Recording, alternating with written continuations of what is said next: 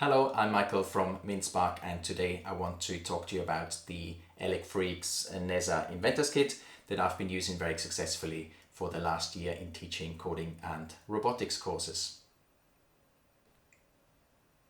As you probably know, the extension kit is for the BBC Microbit, which is a fantastic little device that can be used to teach children and young adults how to code. It has a fantastic website. It has a block code editor, which is really easy to use even for ages 8 years old. It's also very powerful, so it's not only easy to use, but you can actually do very complicated things with it. It obviously has then the possibility of stepping up to something like JavaScript or Python, which is fantastic. So you can start off easy and then make it progressively more difficult. It's quite a sturdy device. We haven't actually managed to break one yet. It's really been designed with children in mind, and it seems to be doing its job really well. Out of the box, these little things can already do a lot. They have some lights, buttons, there's a speaker, microphone, etc. So you can actually do many exercises already with just this little piece of kit, but then very quickly you discover that you want to do more, and it's actually capable of doing much more. It's a controller that has at the bottom an area where lots of things can be connected to. So what you really need is an extension board of some sort and some extra pieces like sensors and motors to really get into the nitty-gritty of building stuff, not just controlling them and doing the programming, but really the joy I think for the kids comes if they can use this to connect it to something and then have something happen in the real world, which is something that I try to foster. So the centerpiece of the kit is really this connector block. It's called the Nezha block, and it has a slit at the top where the microbit goes into, and it's quite easy to slide in and out, so even for kids that's quite easy to do. And then you can push this button and it comes on. It has a battery obviously which powers the microbit, but it also powers whatever sensors and motors etc. that you connect to it. The battery seems to be well big enough to cover back-to-back sessions, like we've been using them for 3 to 4 hours. Obviously not constant use, but in a teaching kind of environment we never actually run out of battery, although I make sure they're fully charged every time we use them before we start. Good, so we have various connectors. We have these red connectors here, so this is your digital and analog connectors. We have the 2 yellow ones which can be used for any analog sensors on here, and then the digital ones also for the red ones. So there's 4 ports in total for that. It has 4 connectors for the servo motors, which are the grey ones in this kit. There's only one in the kit, but obviously that can be extended if you have additional kits, or if you want to buy, you can actually buy these separately. Then there are motor connectors at the bottom, so there's 4 connectors there. These are the red one, just the DC motors can be connected here, and then on the right hand side there are connectors for I2C devices, 3 of them, and there's a charging port on the side there. The block also has some Fisher connectors there, which I've never used, but I'm sure that's just the same as using other motor connectors. And at the back there are holes for your standard studs of another well-established building block kit, so you can put them in and out, and you can attach this box onto your building block creations. So this is great. The sensors are actually color-coded, which is fantastic. So if you look at any of these, for example, they have a red sticker on here. That means they can be connected to any of these red connectors on the side. We also have the yellow ones. You can only use those for, you can only attach these connector 1 and 2. And then we have some blue ones, which I don't have here, but I have one over there, which is not in the kit, but it's a color sensor, and this has a blue connector, so these go onto these 3 ports on this side here. For the motors, they have connectors down here, as we said. They're great because they can't actually be plugged in the wrong way. I think these are JST connectors. They have a groove, so you can only plug them in the one direction, so it's always in the right way, which also means that the motors are turning constantly, either in this way or that way, when you select plus or minus in the coding blocks. So that's great. They are a little bit fiddly to disconnect. So if you just try to pull the connector, which I usually tell kids to do, it's very difficult to get out. So it needs a bit of a wiggle on top of a bit of pull on the cable to come out. So that's not ideal, but it's easy enough to do. And we've not had actually any of these break, so they seem to be fairly sturdy. And if they were going to break, I'm sure they're very easy to fix. With the servo motors, we have the usual 3 connectors.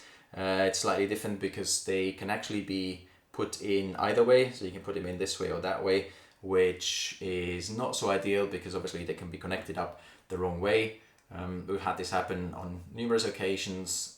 We've started to color code these with some sticky tape in the right color at the top here. So the yellow one needs to be at the top here, and the brown one or the dark one at the bottom, which is the right orientation for these things. But having said that, even if they were connected up the wrong way for a number of minutes, we never actually had any problems with these servos. So none of them actually broke because they were pushed in the wrong way. But still not something I'd recommend. So this is something that needs to be looked out for. And as we said, we color code these sometimes at the top with like an orange sticky tape. Makes it easier for the kids to remember which way they go in. And obviously, if it doesn't work, then this is the first thing that I tell them to check. Have you plugged it in the right way? Good. So that's really all the connectors. It obviously you can't charge and play at the same time. So if they need to be charged, then you can't use them while the charging is in progress. Right, so let's look at some of the inputs that you can add to this connector block. We have a number of sensors. This is, for example, the sonar sensor, which gives you distance to the nearest object. And we have a little crash switch here, which is just like an end switch on the garage door that can be used for that purpose, or you can just use it as a normal switch. That's used with a finger. There is a line following sensor, which has 2 sensors detecting dark and light conditions to follow a line. There is a potentiometer, which allows you to just tune either something louder, quieter, more, less. So that's quite a useful thing to have. Also can be like faster or to stop. So that's quite a good one to add to the project. And it also has the 3 lights. It's like a traffic light. That again is quite a cool thing to add, where you do like a little traffic light thing, or like starting sequence for the Formula 1 track, etc. So these lights are quite useful. Also like indicator lights, stop and go, something is moving, these kinds of things, they're quite useful for these kinds of projects. And if you go to the ELECFREAKS website, you find plenty more Planet X devices that you can purchase from there. So have a good look. There are some cool ones there. And also one thing I forgot to add is the soil moisture sensor that is actually included in the kit. This is the one that's pointed out now.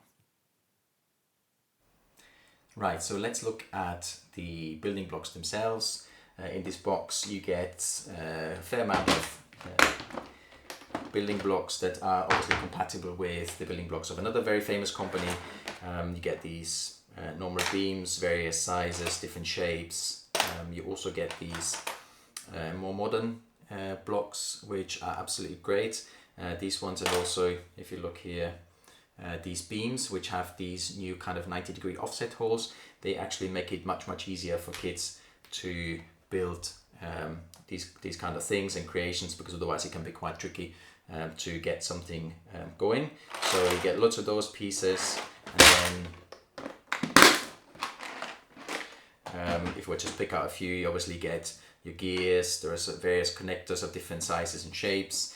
You have, as we said, these special block pieces which are easy for the kids to use. There is some wheels, there's some rubber bands which can be used with them to do some like transfer from one axle to the next, or I've just recently seen someone do remote steering with it. That's absolutely fantastic. So with these things you can build lots of really interesting ones that are on the website, but really there's no limit to creating things with it. And then obviously if you need the extra blocks, you can just use them from different kits and just make even bigger things if you like to. It also has these fantastic puller, pusher and disassembly tools, which can be used to pull out the pins if they're stuck. That is like really useful for the younger users, because sometimes it's really fiddly and actually quite hard to get them out, and we don't want to use our teeth. So these things can be used for that, and it has some studs here which can be used to push and then pry. So this is a really useful tool and should be part of every kit, I think. Good.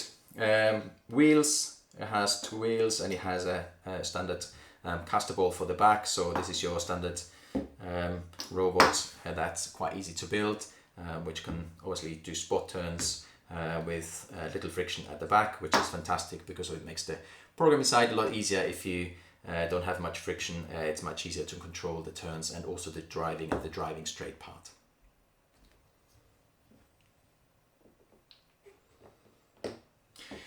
And the connector pieces for connecting all these sensors and other things to the block are just normal cables. You can push them in and they have this little click, and you have to push down again to pull them out. So when you just pull them, they don't come out.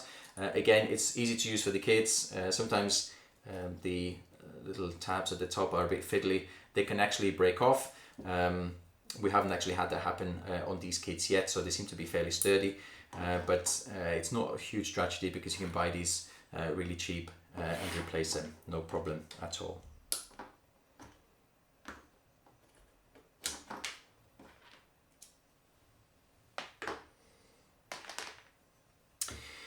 The kit itself obviously comes with a box, and you've probably seen this little tray here which goes inside the box. So that's quite a good way to organize things. The top tray is really for all these electronic pieces for this block here and all the sensors, so they'll be protected and not shaking about in the box, which is great. Although it means that everything else is basically in the bottom of this box and there's lots of like these connector pieces and small pieces, so it can be a bit fiddly to find them if you're building something. So for certainly a teaching setting, I found it much easier to replace these boxes with some bigger ones. They can be quite cheap to buy, and they have like a lock mechanism, which also means that if they're carried around and they're not really locked properly, they don't open up accidentally and spill the content all over the classroom floor. And they just have many more compartments. So as you can see, I've split out all the little pieces here, and then the big ones are in this box are usually they sit in here, and it's just everything is nicely tucked away, and it's much easier to find stuff when you're looking for particular pieces.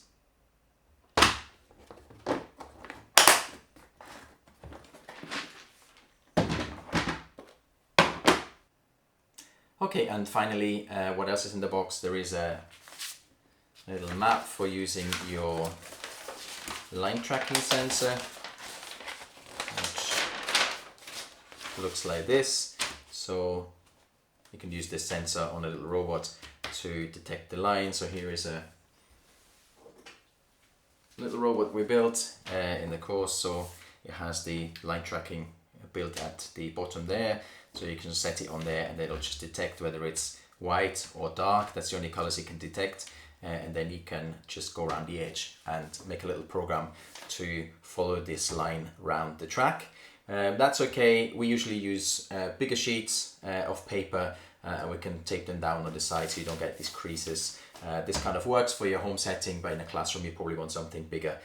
Maybe you even have a playing board where you can play with the robots, but it's certainly something that's useful for when you have these kids at home and you want to play with them. And just for completeness sake, here is a list of all the parts you get with the version 2 Nezha kit. You can of course find all this information on the website. Okay, let's have a quick look at making a small program for the Inventor kit. we can do this on the Makecode website from Microbit. So this is makecode.microbit.org. You come into this start screen here where you can create a new project.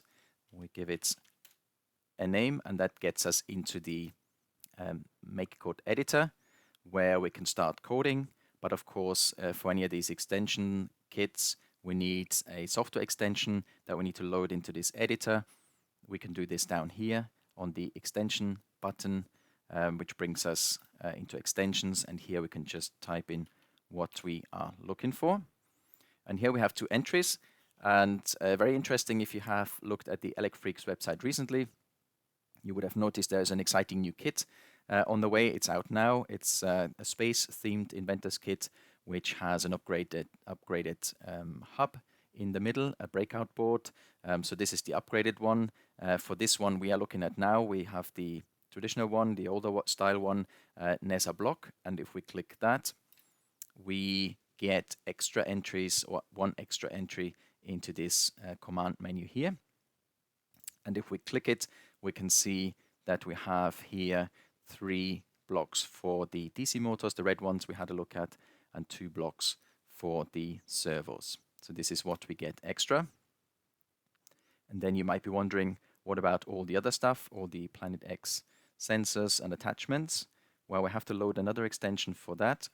So back into extensions, and then if we type in Planet X, again, we get these extensions that we can load for the Planet X gear. There's one just for the AI sensor, and there's another one which includes all of them. So we click on this left-hand one here, and then we see that we get 4 new entries.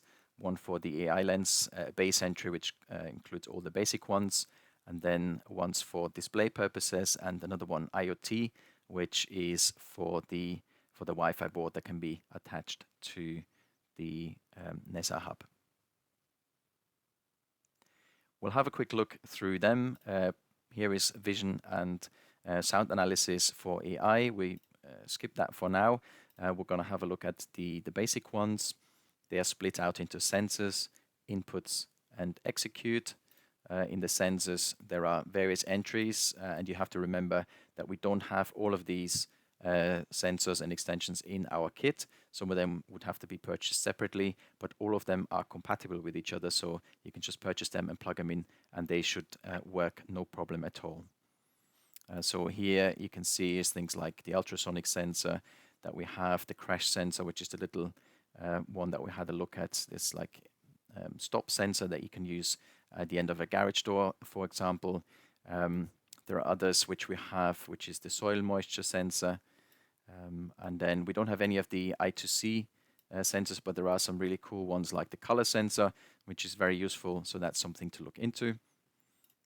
On the input side, there is additional buttons, the trim pot we had a look at. There are joysticks available. On the execute side, you have additional motors, lasers, magnets.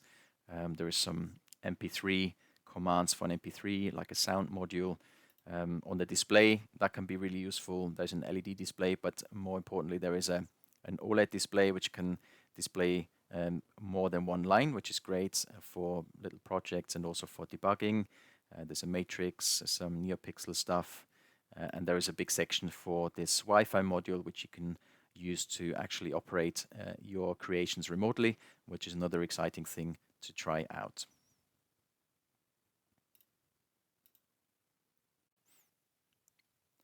Okay, let's try to create a small sample program so we can see all of this in action. So if we just close this simulator tab here so we can see a little bit more, let's maybe get an input out like a button press A. And let's say we want to move a robot forward. We have 2 motors, 2 DC motors, so we can go to the Nezha Inventor Kit entry where we have our motor commands. So we would definitely need one of these speed blocks. If we do 2 of them, we can just assume that one of them is connected to number 1, the other one is connected to number 4. We want them to move at speed of 50%. Now, if we connect them up to the blocks, we have to be careful how we mount the motor onto our robot frame. So it could be that you need 50 forward, or it might be that you need 50 backwards to make sure that both motors actually turn in the same sense to move the robot in a forward direction. So that's just a consideration for building a robot. And if you build it the other way around, sometimes with cable management, that's actually advantageous. You might find that you have to put -50 in here so that both of them rotate in a forward direction as far as the wheels are concerned. Okay, so we press a button A, the motors move forward, and then we want to go forward until we get to an obstacle, and then we want to stop before the obstacle, maybe using our sonar sensor. That would be quite a good example. So we can go into loops. We can get a while loop out, and make a condition in here to stay in this while loop until the sonar sensor actually detects anything or something that's closer than 10 centimeters, for example. So for this to happen, we have to go into this Planet X base menu to our sensors. And in here, we can actually get the value for the ultrasonic sensor read out. So here we need to, of course, make sure that the sensor is connected to the correct port. So we assume it's connected to port number 1 on the analog and digital sensor side of our block. And we want the distance to be in centimeters and not in feet. And then we also need to get a logic block out here that compares two values. So we want to say the ultrasonic sensor that's connected here is greater than 10 centimeters. So as long as that is the case, then we want this program to stay in the loop, and we probably should put a little pause in here. So there is a bit of a break. So what it's doing is just looping around this loop and compares the distance to our 10 centimeters. As long as it's larger, then it just does a pause. If it gets closer, then we want to stop the motors. Again, we go down here to our motor blocks, and here's one that stops all of them all together. So that's our program pretty much finished. We might want to make a small improvement here because sometimes the ultrasonic sensor will give a little spurious value of 0 in between all the good values. So that can obviously break our program here and make the robot stop when it shouldn't stop. To prevent that from happening, we could, for example, add another condition in here to make the program stay in the loop if it gets a 0 value, which shouldn't really happen, because we should always be about 10 centimeters at most away from any object. So to do that, we can duplicate this value of the ultrasonic sensor, and we can add some more logic here to say we want to check an OR condition. So we want to check firstly the original condition. If it's greater than 10, we want to stay in the loop, or the other time we want to stay in the loop is if we have another logic comparison here, or if our value is actually, let's say, less or equal to 0. So if we bring this up on the screen, so what we're saying here is stay in the loop if the ultrasonic sensor is greater than 10, or stay in the loop if the ultrasonic sensor shows us 0 or below. This is just to exclude the spurious values. And then do that, and then when we get anything in front of our sensor that's less than 10 centimeters away, it would actually go to this stop command and stop all the motors. So all we need to do now is connect up the USB cable with our microbit, and then download this down into our little robot, and then see what happens.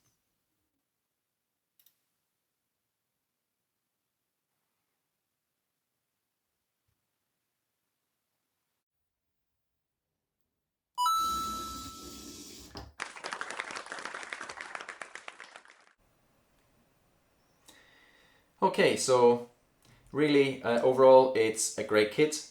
We have been using them very successfully over the last 12 months. Nothing really broke on any of them yet. Everything is still functional, the batteries are still good. Nothing has provided us with any problems. There are little bits, like we said, the servos can be plugged in the wrong way. But that again is very common for any of these extension kits. In fact, this one is actually one that's very safe compared to some of the others where the pins are just sticking out and stuff can be like bent over and put in the completely wrong way. So from that point of view, it's not really much of an issue. The motors are great. With these kind of motors, they tend to have little torque when they run very slowly. So if you have a bigger robot like this one and you set them to a very low speed, they won't turn at all. So that's something that you need to take into account. It needs to move a bit faster. But apart from that, they're absolutely fit for purpose. When you plug in the microbit here, there is a bit of scope for if someone was going to push like really hard on here to actually break something. This never happened, and I don't think it's much of an issue. It's just something to be aware of, that when you push very hard on this, it's obviously sticking out and it could damage either the block here or the microbit connector bit here. But again, it's not a massive problem. So in summary, really a fantastic kit. It included everything that we needed to teach the whole course of coding and robotics for the whole year. There wasn't really anything that we came across that was particularly missing. We did, however, purchase a few extra little bits just to make it more exciting. As you can see here, we purchased some of the AI sensors, which are also great to use.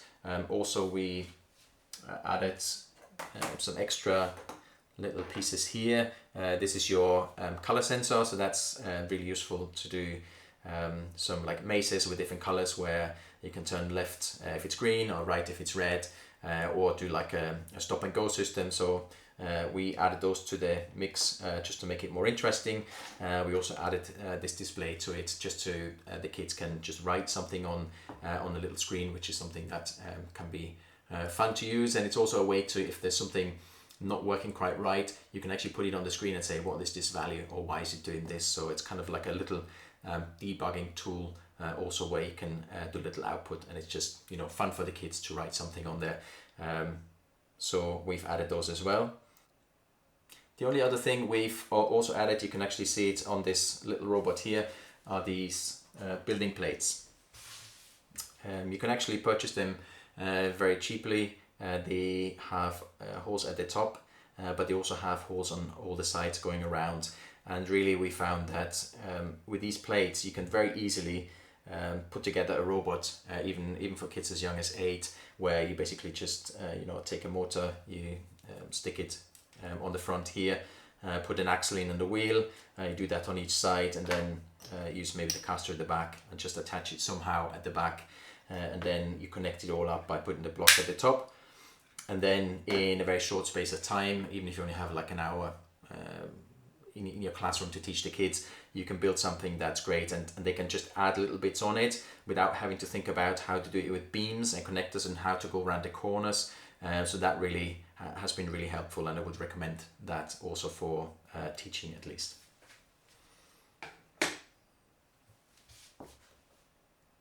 Right, that's us at the end of the video. Thank you very much for watching. I hope you found this useful.